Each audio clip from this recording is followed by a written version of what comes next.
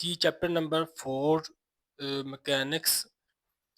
इसमें हमारे पास कुछ इम्पोर्टेंट डेफिनेशंस हैं और न्यूटन्स लॉज ऑफ मोशंस और इसके अलावा law of conservation of momentum. इस चैप्टर के अंदर हमने यही चीज़ें करनी हैं और ये इसके साथ एक लॉन्ग क्वेश्चंस हैं, वो बाद में देखते हैं वो लॉन्ग क्वेश्चन है क्या। तो स्टार्ट में देखेंगे क्वेश्चन ऑफ मोशन जो है वो 3 तरह की होती हैं, वो उनकी जस्ट आपने नाम याद करने हैं। First question of motion V F is equal to V I plus A T. इसी तरह सेकंड क्वेश्चन ऑफ मोशन हमारे पास जो है V I T plus 1/2 A T square के साथ। थर्ड क्वेश्चन ऑफ मोशन हमारे पास होती है 2as is equal to V F square minus V I square. ये तीनों क्वेश्चन ऑफ मोशन आपको सिर्फ फार्मूले याद होने चाहिए, जो कि आप पहले भी पढ़ चुके हैं।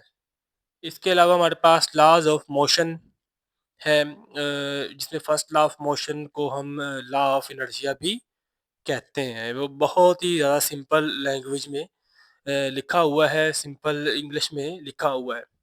A body at rest or moving with uniform velocity will continue to do so unless a force act on it. इसमें वो ये कह रहा है, अगर एक बॉडी हरकत करती है यूनिफॉर्म वेलोसिटी के साथ या फिर वो बॉडी रेस्ट पे पड़ी हुई है, तो वो अपनी यूनिफॉर्म वेलोसिटी की हालत या वो रेस्ट पे पड़ी हुई है उसकी हालत को मेंटेन रखती है।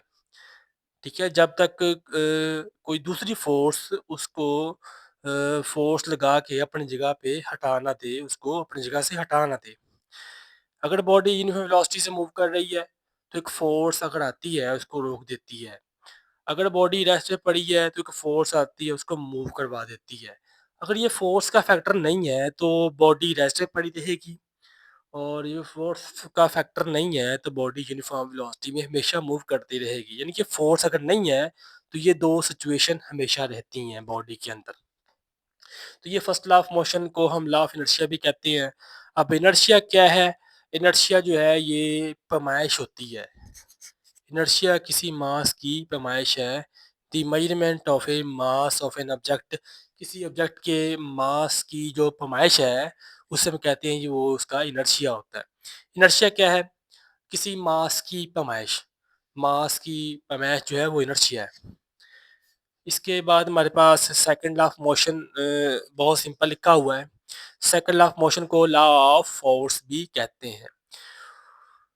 जब भी किसी ऑब्जेक्ट पे फोर्स लगती है तो एक्सेलरेशन जो है वो पैदा होता है।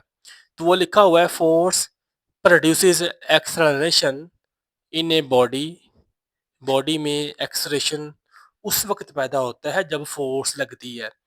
तो acceleration is directly proportional to force. जितनी फोर्स लगाओगे उतना ही ज़्यादा एक्सेलरेशन होता है। इसी तरह एक्सेलरेशन जो है वो इनवर्सली प्रोपोर्शनल होता है मास के। जितना ज़्यादा मास होगा उसमें उतना ही कम एक्सेलरेशन पैदा होता है। तो यानी कि इसका मतलब ये है कि अगर मेरे पास एक ऑब्जेक्ट ये वाला है, दूसरा ऑब्जेक्ट ये वाला है, इस पे मैंने फोर्स लगाई है 20 न्यूटन की, इस पे फोर्स लगाई है 20 न्यूटन की, फोर्स बराबर लगाई है मैंने, तो इसमें एक्सेलरेशन पैदा होता है, उसकी एक ख़ास वैल्यू आती है। इसमें इतनी फोर्स लगाने से एक्सेलरेशन तो पैदा होगा लेकिन इसके मुकाबले में कम पैदा होगा। अगर इसमें एक्सेलरेशन का पैदा होता है उसकी वेक्टर की लंबाई इतनी है तो इसमें एक्सेलरेशन पैदा होगा उसकी वेक्टर की लंबाई कम होगी, क्योंकि मास ज़्यादा होने से एक्सेलरेशन कम पैदा होता है। मास कम है तो एक्सेलरेशन ज़्यादा पैदा होता है, अगर मास ज़्यादा है तो एक्सेलरेशन कम पैदा होता है।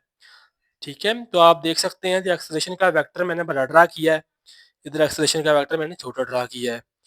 तो so F is equal to M में लिख दें।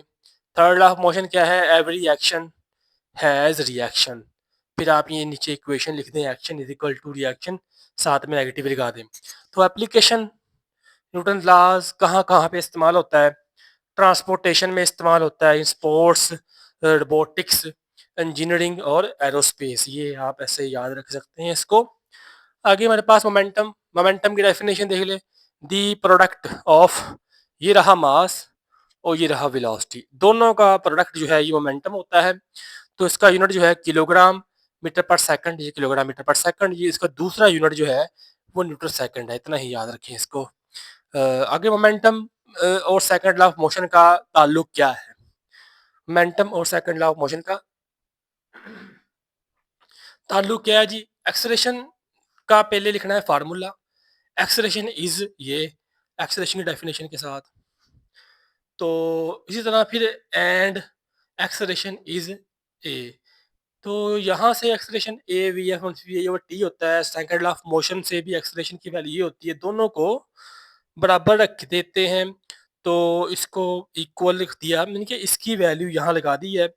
तो V F minus V over T हो गया। इसको एम को इससे मल्टीप्लाई और टी को इससे मल्टीप्लाई करवा दिया तो ये इक्वेशन ऐसे आ जाती है।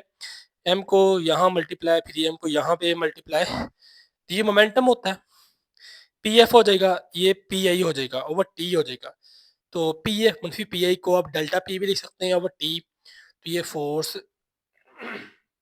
का रिलेशन आ गया है मोमेंटम के साथ। ठीक है, फोर्स और मोमेंटम का एक ताल्लुक है। ये फोर्स रही, ये मोमेंटम रहा। तो ये मोमेंटम, ये सेकंड लॉ ऑफ मोशन में फोर्स होती है। तो फोर्स और मोमेंटम का रिलेशन ड्राइव कर दिया है।